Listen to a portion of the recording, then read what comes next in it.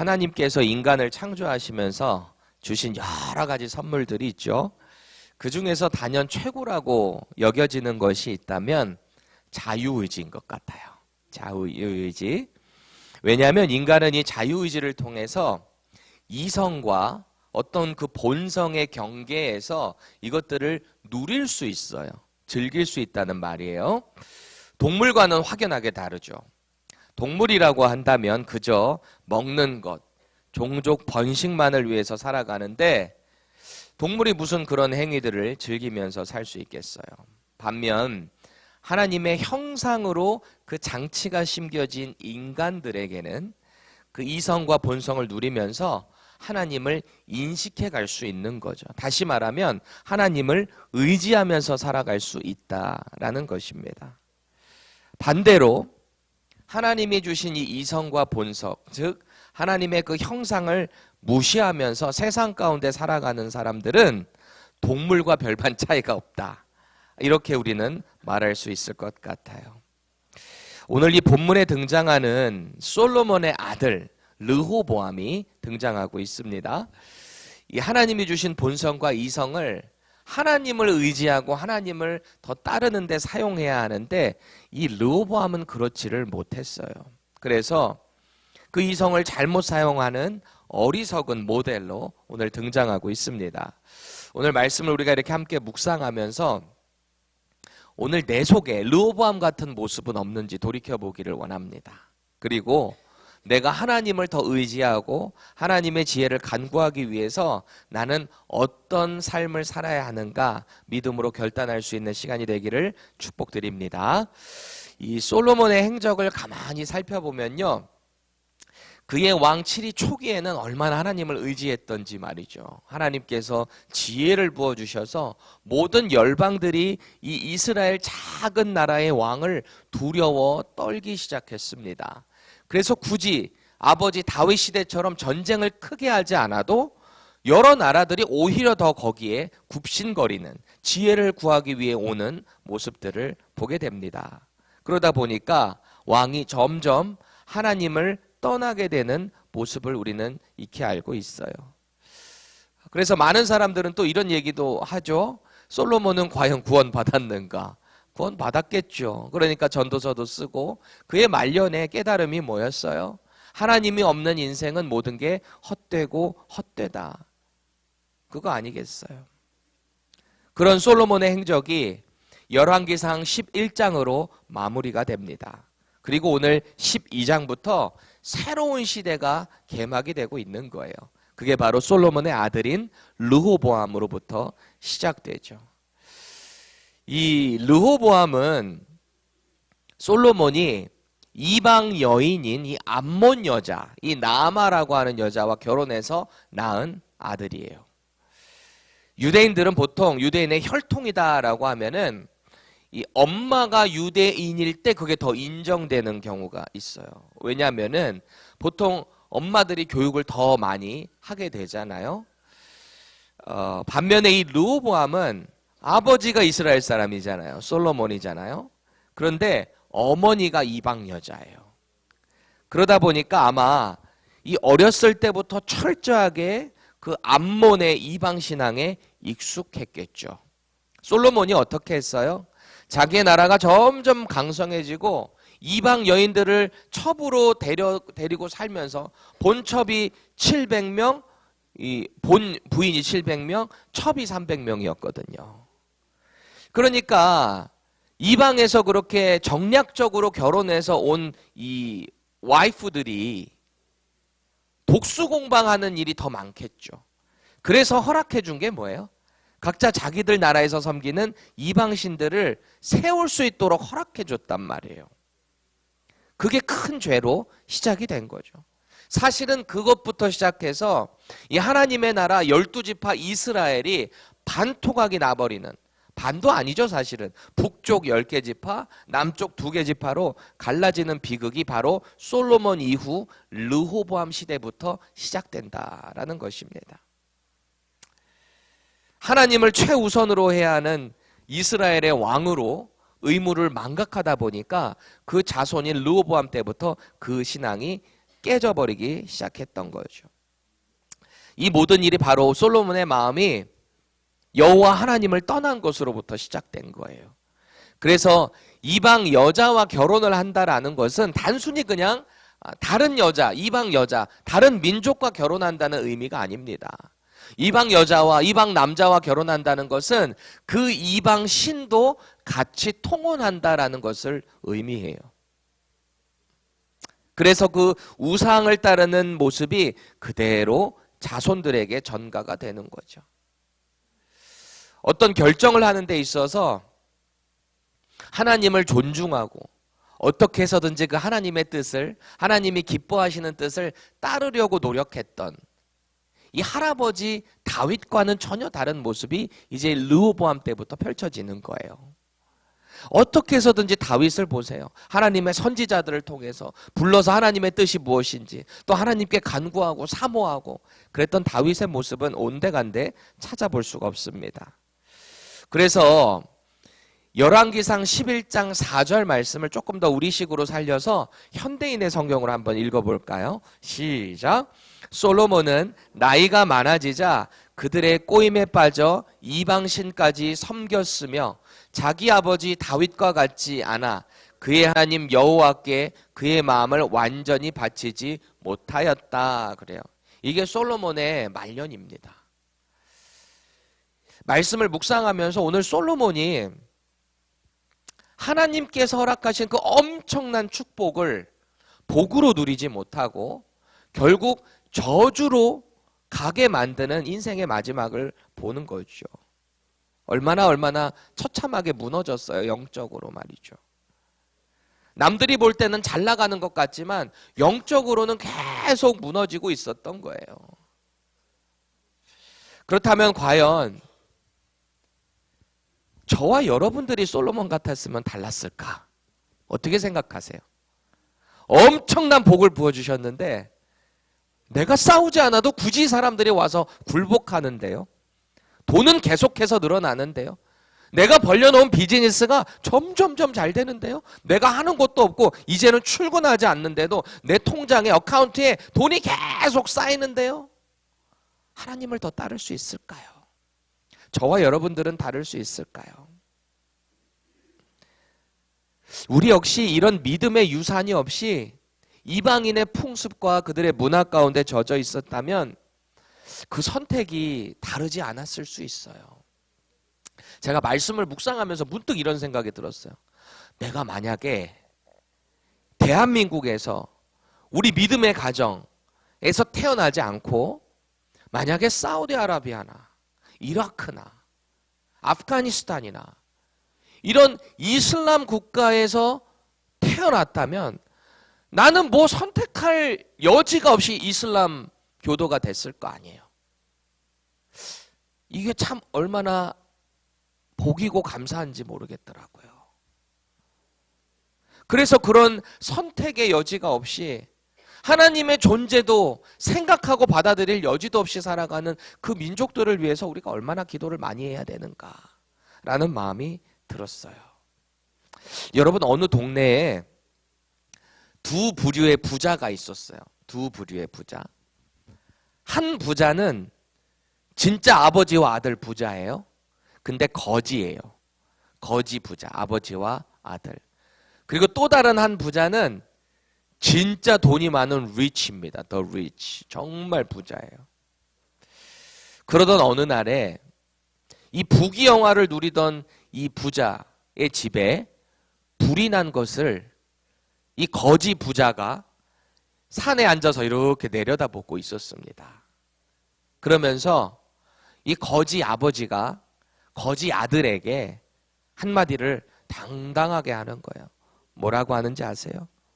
아들아, 넌 아빠 덕분에 불탈 집이 없으니 얼마나 행복하니?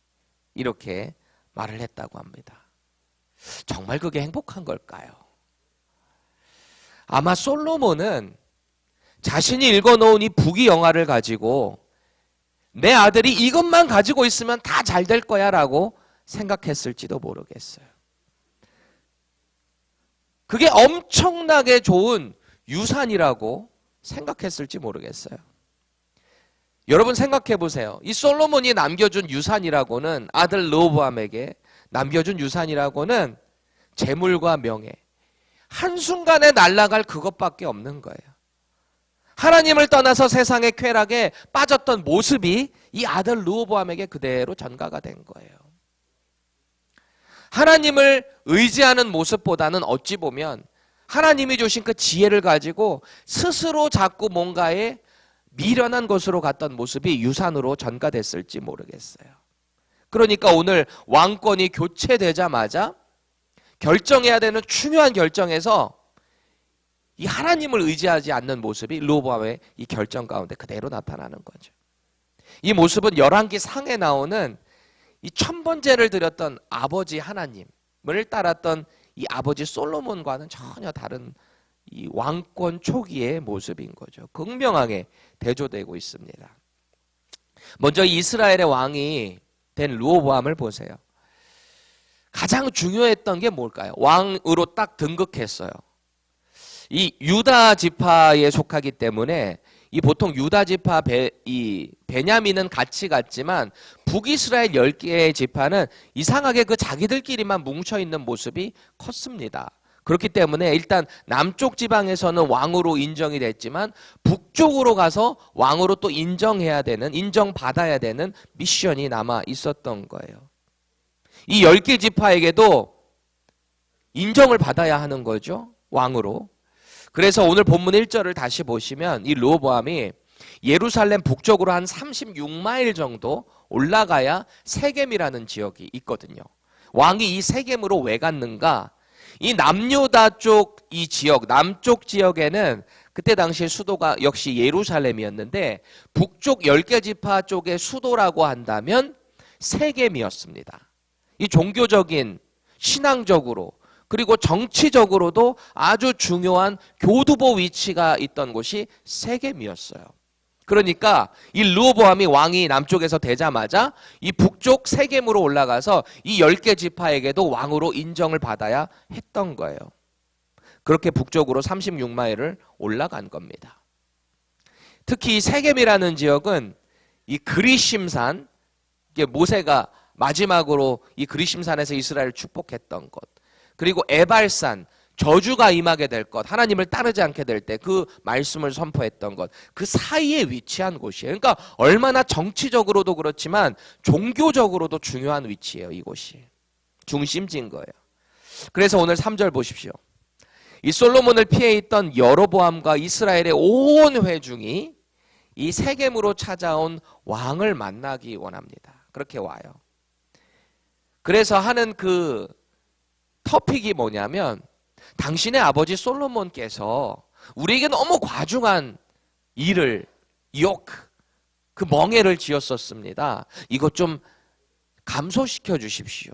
조금 줄여 주십시오. 이 얘기하려고 모여든 거예요. 이게 바로 르호보암이 이 왕이 된 후에 첫 번째로 해결해야 되는 미션이었던 것입니다. 그리고 왕으로서 사람들이 보게 되는 첫 번째 시험대였던 거예요. 일단 그 시작은 오늘 본문을 보면 나쁘지 않아요. 왜냐하면 이 나라의 큰 정책을 바꿔야 하는 중대한 사안이거든요. 솔로몬이 뭐 괜히 그렇게 멍에를 씌웠겠어요? 어떤 일을 함에 있어서 중요한 사안이었기 때문에 그렇게 할 수밖에 없었겠죠. 그래서 이 르호보암도 이 중대한 정책이기 때문에 급하게 결정하지 않습니다. 그래서 5절 보세요. 시간을 두고 3일 뒤에 다시 와라. 이렇게 결정을 해요. 시작이 나쁘지 않았어요. 급하게 하지 않았단 말이에요. 이 3일의 기간에 대해서는 아마도 우리가 생각하기를, 추측하기를 이 예루살렘에서 세겜 거리가 한 36마일이라 그랬잖아요. 그래서 그때 뭐 걷던지 뭐 왕으로 뭘 하든지 뭐 말을 타든지 나귀를 타든지 간에 이 3일이란 시간이 왔다 갔다 소요가 됐을 거 아니에요. 그러면 예루살렘에서부터 누군가가 자기의 모사들이 와야 되는 거예요. 카운셀러가 와야 되는 거예요. 그 시간을 벌었던 거죠. 자기 스스로 결정하지 않는 거예요. 그렇게 이 르호보암 왕의 두 부류의 조언자들이 예루살렘으로부터 오지 않았을까 싶습니다. 이 3일이라는 기간 동안에. 그리고 와서 어느 정도 또 상의를 했겠죠. 그 이야기가 오늘 본문에 진행이 되고 있는 거예요. 이 첫 번째 조언자들이 누군가? 아버지 솔로몬을 곁에서 섬겼던 노인들입니다. 그러니까 어떻게 보면은 이 이스라엘의 장로격에 해당되는 사람들이겠죠. 경험이 많고 정치적인 수완이 있고 이 왕을 옆에서 보필했던 사람, 그런 사람들을 불러들인 거예요. 그래서 뭐 여기서 노인이라고 해서 뭐 꼭 연로한 사람들을 말한다기보다는 국가의 어떤 행정적인 일, 직접적으로 간접적으로 관여했던 장로들이죠. 그리고 또 다른 부류가 있는데 이 모사들은 누구인가? 어렸을 때부터 이 르호보암과 함께 자란 신하들이 있어요. 그러니까 상대적으로 젊은 모사들인 거죠. 그래서 열왕기상 14장 21절에 보면 르호보암이 몇 살에 왕위에 올랐는가? 41살에 왕위에 올랐어요. 딱 제 나이 때 왕이 됐네요. 그랬어요. 그러니까 아마도 그 신하들 역시 동년배이거나 조금 많거나 이렇겠죠. 지혜가 있고 패기가 있고 열정이 있는 그런 신하들이었겠죠. 그래서 오늘 성경이 그들에게 소년이라고 지칭하는 것은 이 노인과 대조하는 표현인 거예요. 꼭 뭐 17살, 18살을 얘기하는 게 아닙니다. 그런데 이 장로들, 노인들에 비해서는 어떤 연륜이 부족하겠죠. 그렇죠? 경험이 부족하고 어떻게 보면은 사려가 깊지 못한 젊은 사람들을 부정적으로 표현하는 것이 소년들이라고 말을 하고 있는 거예요. 그렇다고 여러분 젊다고 해서 지혜가 없다는 말이 아닙니다. 우리 노인들도 젊은 분들한테 더 많이 배우셔야 돼요. 그리고 젊은 사람도 또 어르신들한테 배워야 되는 거예요. 서로 함께 가야 되는 거예요. 그런데 이 두 부류의 조언을 보세요. 극명하게 반대를 이룹니다. 오늘 이 르호보암 왕에게 조언하는 모습을 보니까 경험이 많은 이 노인들의 조언을 먼저 보세요. 7절입니다. 왕이 만일 오늘 이 백성을 섬기는 자가 되어 그들을 섬기고 좋은 말로 대답하여 이르신다면 그들이 영원히 왕의 종이 되리이다. 그래요. 요즘식으로 말하면 servant leadership을 하라는 거예요. 받아들이고 어느 정도 그들의 말을 수용하고 그들을 잘 다독거려주고 섬겨줌을 통해서 당신의 왕권을 강하게 세우십시오. 이런 조언을 한 거예요. 한편에 함께 자란 어린 소녀들은 뭐라고 합니까? 10절 보세요. 함께 읽겠습니다. 시작. 왕은 대답하기를 내 새끼손가락이 내 아버지의 허리보다 굵으니 그래요. 뭐예요? 너네 죽었어. 내 말 안 들으면 내 아빠 때보다 더 강하게 한다. 이 말이잖아요. 11절 보세요. 내 아버지는 채찍으로 너희를 징계하였으나 나는 전갈 채찍으로 너희를 징계하리라. 그래요. 여러분들 한국에 대하 사극 같은 거 있잖아요. 그런 거를 보면은 참 열받을 때 많죠. 왕 주변에 막 이렇게 간신들 얼마나 많아요? 폐하 이거는 뭐 어쩌고 저쩌고 저째서 보면은 속으로 다 자기들 원하는 거, 자기들 이득을 위해서 왕을 조종하려고 하는 그런 간신들 얼마나 많아요. 그 이득을 위해서 아첨하고 말이죠. 나라의 정세는 뭐 온데간데 뭐 보지도 않고 자기들의 이득만 챙기는 간신들 말이에요. 그런데 그 간신들의 입놀림을 한번 보세요. 얼마나 논리적이고 그럴듯한지 말이죠. 왕이 혹할 수밖에 없어요. 그런 간신들의 입놀림에 놀아나는 왕의 모습을 가만히 보고 있자면 참 답답해요. 그래서 제가 막 속으로 하면 그거 아니야. 저 사람 아닌데 말이지. 속으로 제가 막 그럴 때 있어요. 저 사극 되게 좋아하거든요. 역사 막 이런 거 되게 좋아하거든요. 오늘 르호보암의 모습이 꼭 그런 것 같아요. 아주 답답하고 아둔하고 말이죠. 미련해요. 아버지의 지혜라고는 찾아볼 수가 없는 꼭 어린아이 같아요. 그런데 더 안타깝게 하는 게 뭔지 아세요?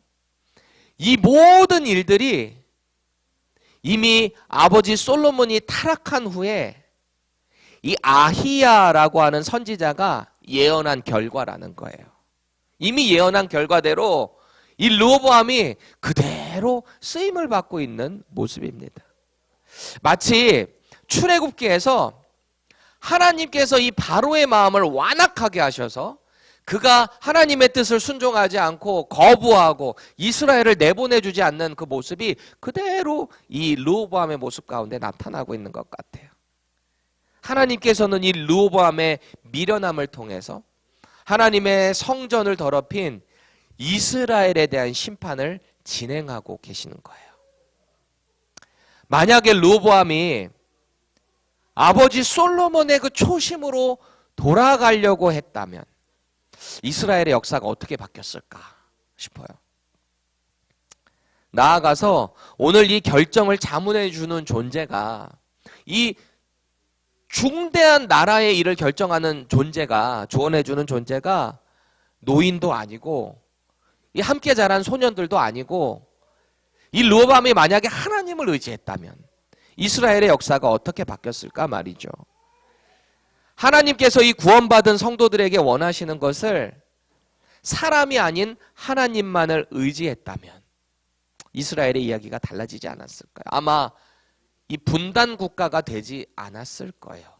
한 민족이 이 르호보암 시대 때문에 이 여로보암의 이야기를 듣지 않아서, 여러분 이 사람들 형제 아닙니다. 우리식으로 해서 여로보암, 르호보암이니까 형제인가? 아니에요. 전혀 다른 사람들이에요.